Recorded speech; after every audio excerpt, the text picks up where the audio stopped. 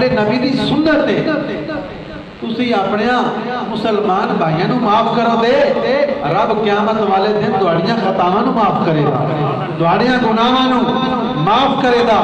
پھر نبی پاک صلی اللہ علیہ وسلم دے بارے تساں واقعہ مشہور پڑھیا سیرت مصطفیٰ تواڈے سامنے رکھ رہے ہیں میلاد بھی منا رہے ہیں نال سیرت بھی اپنانے دی کوشش کرتی ہیں اپنا کردار بھی بدلنے دی کوشش کرنی ہے اسی آتے ہیں کہ برداشت نہیں ہوتا ویکھو نہ غصہ آ جاتا ہے غصے نہیں تے پینا ہوتا ہے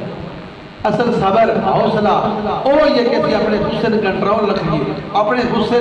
ڈال کے رکھیے حوصلے دے اندر رکھیے رویے تو برادران اسلام نبی پاک صلی اللہ علیہ وسلم ایک درخت دے تھلے آرام فرما رہے سن کتاباں اردو دیاں وچ بھی اسلام یادیاں وچ بھی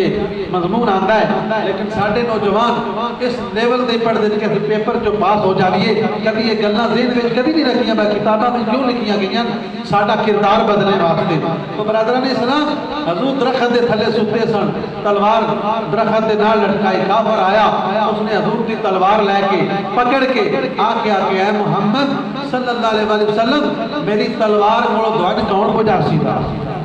فرمایا میرا خدا بچائے گا میرا رب میں بچا سیتا تو دے ہاتھ وچوں تلوار لڑکھڑائی گر گئی حضور نے چکی اور فرمایا کہ ہن میرے ہاتھ جو کون بچاوے گا